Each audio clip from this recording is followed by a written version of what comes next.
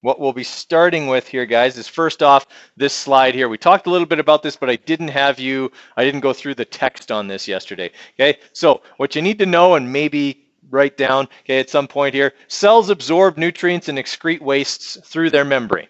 Okay, now yes, the Golgi apparatus packages the wastes, but inevitably they still go through the membrane to get out of the cell. Okay, that cell membrane is what we call their surface area. It's their outer layer. Okay, but they have to transport everything through their cytoplasm, which represents the volume of the cell.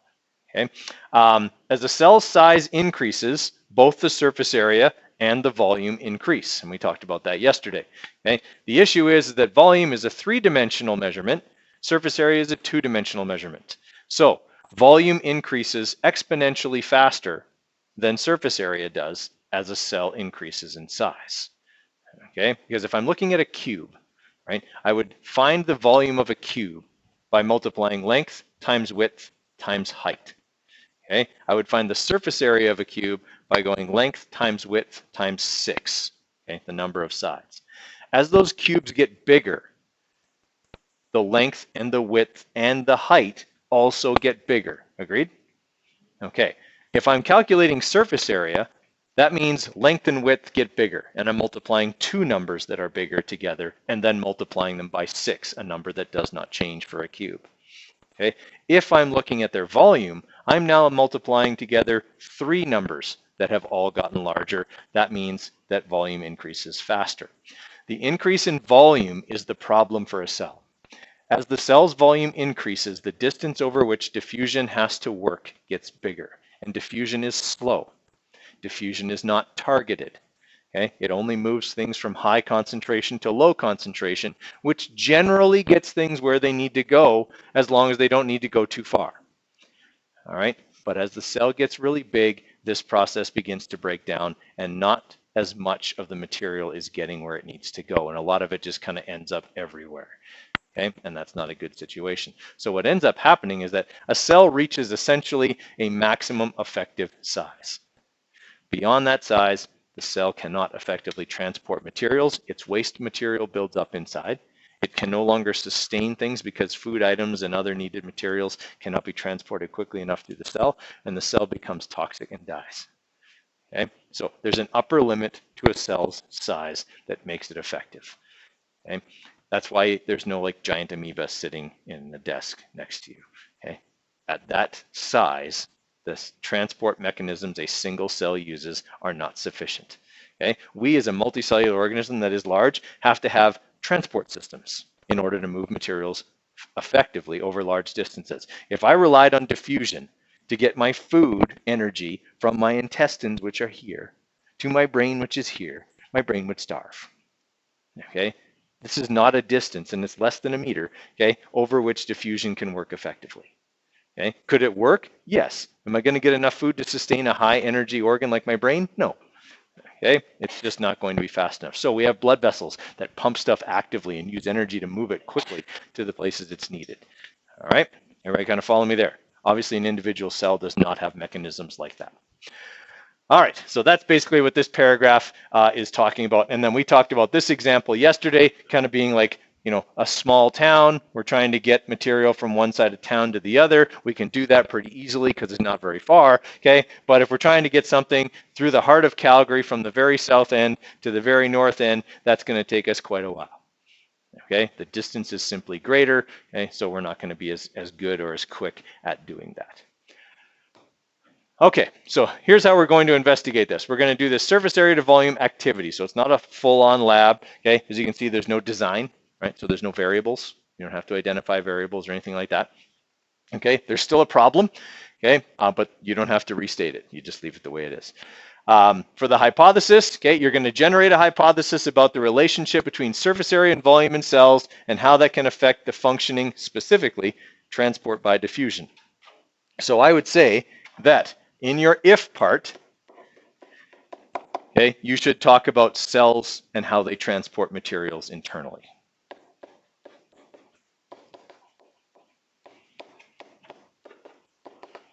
Okay, like what process do they use, etc. Okay, so if cells do that, and okay, the and part here is we're going to be comparing like imaginary organisms. Okay.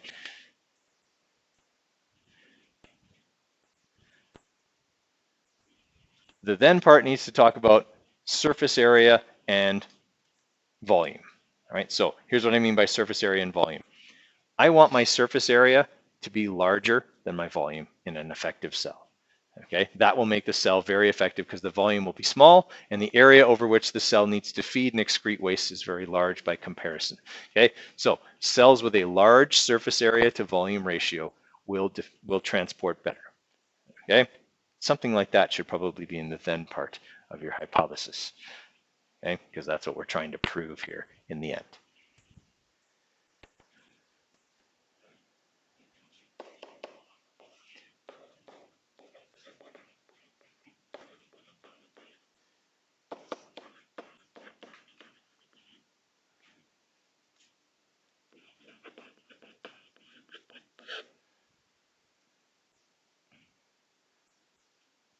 All right, so we're going to be looking at these different imaginary cubical organisms.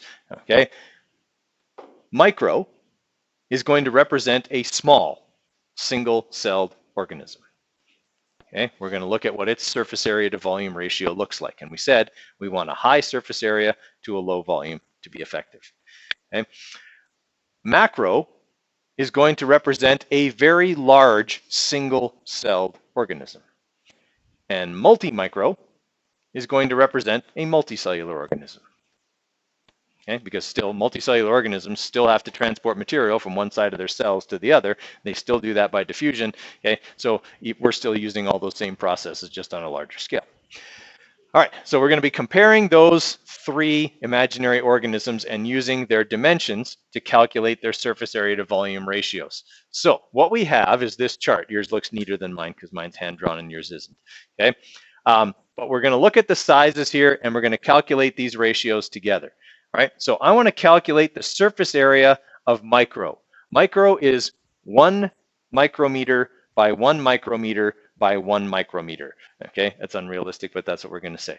Okay, it's 1 by 1 by 1. Okay, so what's its surface area? 6 square micrometers, right? Because you're multiplying length times width. So it's micrometers times micrometers. Okay, so the surface area for micro is going to be 6 square micrometers.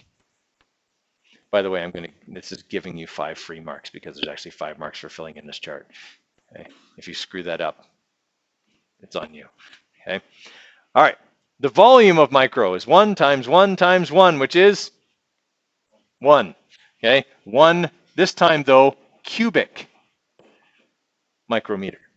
Okay, because it's micrometers times micrometers times micrometers. That's micrometers cubed.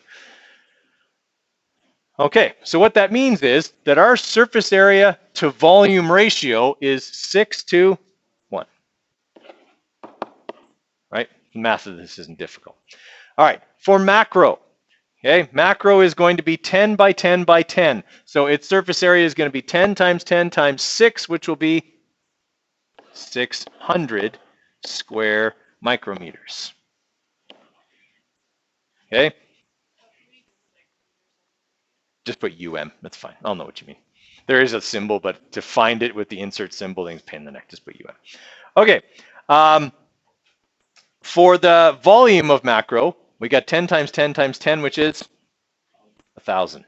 All right, so all I did was increase each side by a factor of 10, and my volume went up by a factor of 1,000.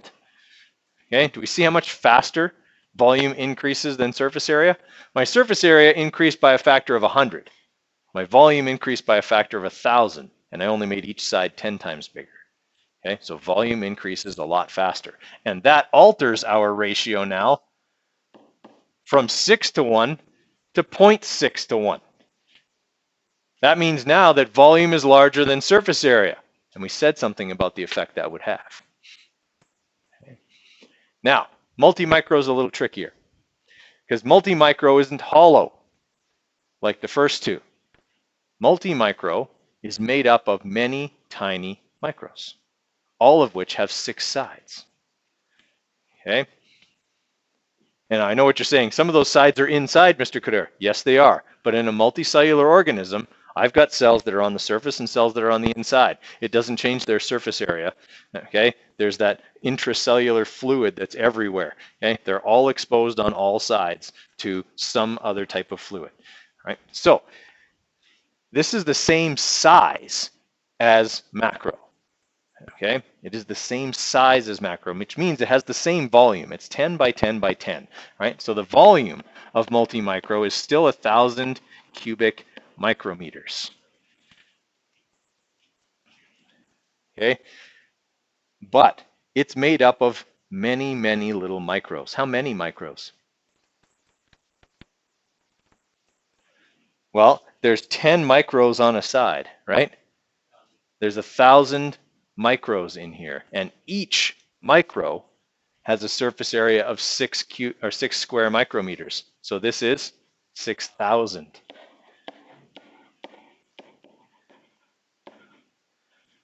Okay, which then gets us right back to 6 to 1.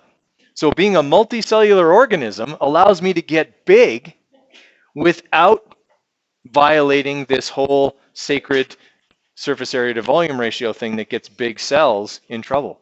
Okay, I can still maintain that ideal ratio and be big. Okay, that's a huge advantage, and we talked a little bit about that yesterday, of being multicellular.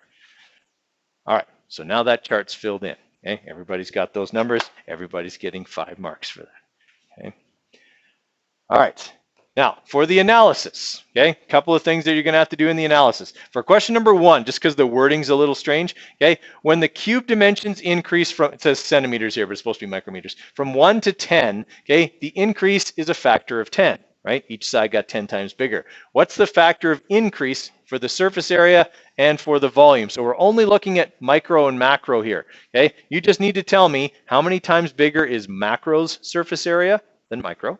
How many times bigger is its volume than micro? And I might have accidentally said that just a minute ago. Okay. All right, for question number 2, it's asking you now to compare the 2 big cubes. Okay, so macro and multi-micro. Their size and volume are the same. That's what they mean by a factor of 1. Okay, they're the same size. Calculate the factor for the difference in surface area. So how many times bigger is the surface area of multi-micro than macro? Okay. Okay, for question number 3, for which 2 cubes does the ratio between volume and surface area change when the size increases? Now this one's a bit confusing, so I'm going to go back to the diagram here. Okay, if I make micro bigger, it effectively becomes macro. Everyone okay with that idea? Okay, does its surface area to volume ratio change? That's one of the things you have to answer. When macro gets bigger, it becomes an even bigger single cell. Okay, does its surface area to volume ratio change as a result? Multi-micro gets bigger. Do the cells get bigger, or are there just going to be more cells? There's just going to be more cells. What will that mean for its surface area to volume ratio? That's what question 3 is asking. Okay, so we have to understand that a multicellular organism gets bigger by making more cells, not by making its individual cells bigger. Okay. All right, question number 4 is asking about these shapes. What it's trying to have you figure out is, does the shape of a cell, not just its size, but does the shape of its cell affect its surface area to volume ratio?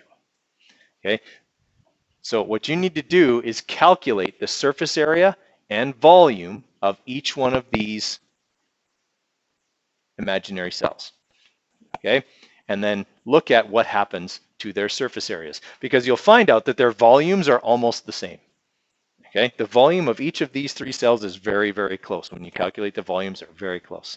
Okay, but their surface areas may or may not be. So what happens to the surface area to volume ratio of a cell when its shape changes? Okay, does its surface area to volume ratio change? So you got to calculate surface area and volume for all 3, and then answer that question. Okay, does shape affect surface area to volume ratio? Now, question number 5 is basically saying, all right, you did that with imaginary shapes. Now, here's real cells that are like these. Okay, so a liver cell would be a lot like this first cube. Okay, Skin cells would be more like shape B, right? They're flatter on one side than they are on the other, okay? Because they're only essentially fed on, well, 5 of their 6 sides, okay? There's no nutrient supply on the outside face, okay? And then nerve cells would be like this long one C, okay? You have some nerve cells that are a meter long. They run all the way from the base of your brain to the small of your back, okay? Individual cells that are a meter long. But look at the shape. Okay, there's a cell body at the top, and the rest of the cell, the most of the meter long length, is that sausage link looking part called an axon. Okay, it's extremely narrow. Right, it's very long but extremely narrow. So you take what you got from this question about surface area to volume ratios and talk about how these cells have adapted their shape in order to maintain a good surface area to volume ratio. Okay, so this is the kind of mathematical proof, and this is the practical application. Okay, question number 6 is asking about the shape of a red blood cell. Okay, red blood cells, they are what we call biconcave. Okay, that is, they are shaped, like if you were looking at them from the side, they would look like this.